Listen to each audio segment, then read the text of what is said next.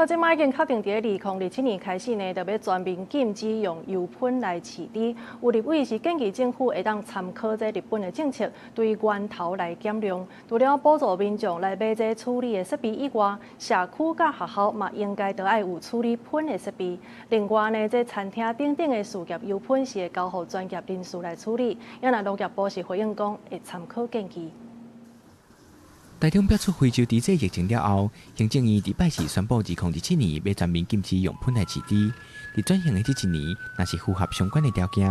要是开放用餐厅卖场才会事业产生的喷来饲猪，若家庭产生的喷是全面禁止。有立委就建议，政府会使参考日本的政策，补助民众买喷飞机以外，伫社区甲学校嘛应该建立处理喷的设施，对源头减量，减轻清运和处理的负担。日本可以将食品工厂、餐饮跟团膳它的来源会分门别类非常清楚，然后按照认证的规范配送到养猪场，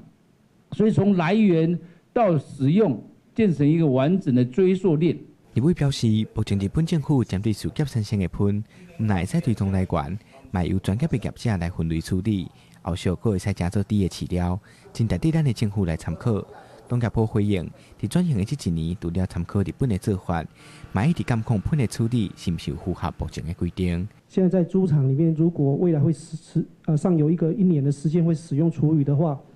会使用这个监控，然后持续的派员查核。屏东、南投，然后云林跟澎湖这个4个县市已经有做过厨余机补助的这一个计划，那我们会来参考这个4个县市的做法来评估未来是不是可以扩大到各其他县市来一起比照办理。环境部嘛回应，针对加予补助喷飞机的政策，未来会考虑是不是要伫全台推行。另外，卖碳转型的期间，掌握喷的源头和喷类，未来才有机会会使比较日本的方式，互喷检测会当搁再利用的有机材料。记者桂宗林、谢桂林台北报道。